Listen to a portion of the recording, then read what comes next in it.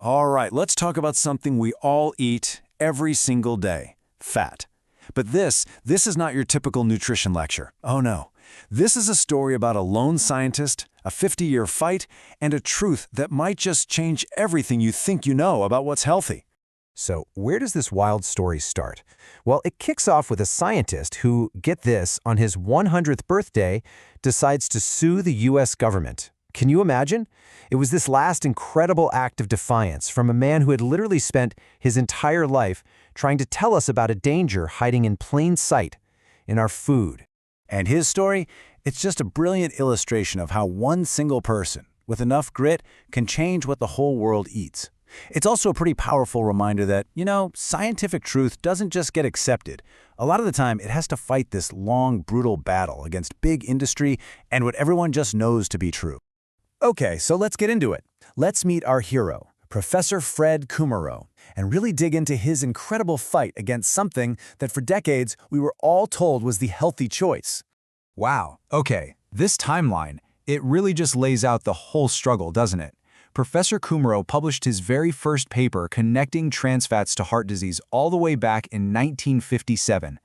Just let that sink in for a second. 1957. It took almost 60 years and him suing the government at 100 years old for the FDA to finally ban them. Why? Well, decades of powerful industry lobbying and, government bureaucracy moving at a snail's pace. And look, this wasn't just some dusty academic argument. This was a fight with actual life-or-death consequences. Because this one man refused to back down, an estimated 90,000 lives are now saved every single year. I mean, what a legacy, right? Absolutely heroic. So what was this stuff he was fighting against for so long? Let's zoom in on the villain of our story and figure out how it managed to sneak into almost everything we eat, from margarine to French fries. Okay, so what is this trans fat that Professor Kumarow dedicated his life to fighting? Well, simply put, it's a totally artificial, man-made fat. It doesn't exist in nature. It's made by taking a regular liquid vegetable oil and, in a factory, just blasting it with hydrogen atoms. Now, for food manufacturers, this process was like a miracle, especially back in the low-fat craze of the 80s and 90s. Remember that? Everyone was scared of butter and lard, so what did they sell us? Margarine, packed with trans fats, as the healthy option. It was perfect for them. It turned cheap oils into a solid fat, great for baking, and gave things like cookies and crackers an insanely long shelf life. Here's a little clue for you about how unnatural it is. Even bacteria won't eat it. And here's the kicker. That's the huge problem. Our bodies have no idea what to do with this stuff. We just don't have the tools, the right enzymes to break it down. So when we eat it, our immune system kind of panics and can treat it like a foreign invader, which triggers this chronic, low-grade inflammation. And that inflammation? It's now linked to all sorts of nasty stuff, especially heart disease.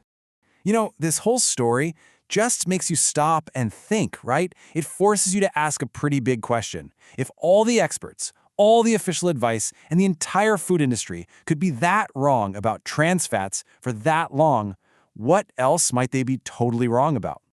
And that question leads us directly to our next suspect, another fat that's been the bad guy for decades, a fat that got blamed for all the problems trans fats were actually causing. I'm talking about saturated fat. Let's take lard, for instance. We've all been taught to picture it as just this pure, solid block of artery-clogging gunk, right? Well, the reality is pretty surprising.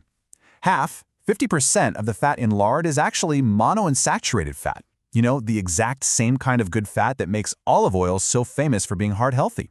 Wild, isn't it? And this just goes to show you how much the science has moved on. That old, super simple idea that saturated fat clogs your arteries, it just doesn't hold water anymore. In fact, massive recent studies, we're talking meta-analyses here, have found no significant link between eating saturated fat and heart disease. It turns out the real villains are things like chronic inflammation, way too much sugar, and, as we're about to see, a totally out-of-whack balance of other fats in our diet. Okay, so if saturated fat isn't the main bad guy, then what is? Well, that leads us to a really, really important concept for understanding what's going on with our health today. It's called the omega ratio problem. And this points to one of the biggest drivers of inflammation in our bodies. All right, stick with me here. Our bodies need to get two types of essential fats from food. You've probably heard of them, omega-3 and omega-6. The easiest way to think about it is that omega-3 is like the firefighter. It's anti-inflammatory. It calms things down. Omega-6, on the other hand, is pro-inflammatory. Now, you actually need a little bit of that inflammation. It helps you heal if you get a cut, for example. But the balance, the ratio between the two, is absolutely critical for your overall health. Here's the thing. For basically all of human history, our diet had a pretty healthy ratio of these fats, maybe somewhere around 3-to-1 omega-6 to omega-3, maybe even less. But the average modern diet today, it's not 3-to-1. It's closer to 25-to-1. 25-to-1. We are essentially living in a constant state of low-grade inflammation that's being driven by our food.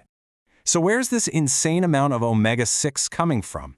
Well, it's these industrial seed oils and vegetable oils. We're talking corn oil, soybean oil, canola oil, the stuff that's in almost every single processed food you can buy, from salad dressings to crackers to granola bars, and they're the main oils used for deep frying in restaurants. And what makes it even worse is that these oils are super unstable, so when you heat them up, they become even more inflammatory. Okay, I know this all sounds a little doom and gloom, but here's the really good news. You are completely in control of this. You have the power to fix this imbalance. So let's walk through a super simple guide for choosing the right fats and getting your health back on track. The single biggest change you can make, honestly, starts with a kitchen makeover. It's time to just get rid of those big plastic jugs of highly processed inflammatory seed oils. Just toss them and replace them with stable, traditional fats that humans have been eating for thousands of years. Think beautiful extra virgin olive oil for your salads, and then for cooking, things like avocado oil, coconut oil, real butter, ghee, tallow, or, yes, even lard. It's really a simple 3-step process to get that healthy anti-inflammatory balance back in your body. Step 1, get those seed oils out of your kitchen. Step 2, become a detective and read ingredient labels because they hide those oils in everything. And Step 3, actively try to eat more omega-3s. Think wild-caught salmon, sardines, things like that. And that really just leaves us with one final thought to chew on. Professor Kumaro's incredible 50-year fight proves that what everybody knows to be true isn't always true at all. It really makes you wonder, doesn't it? What are you eating today, right now, that you think is healthy, but that in 50 years we'll all look back on and just shake our heads? I think the real lesson in all of this is to never stop questioning and always stay curious about your health.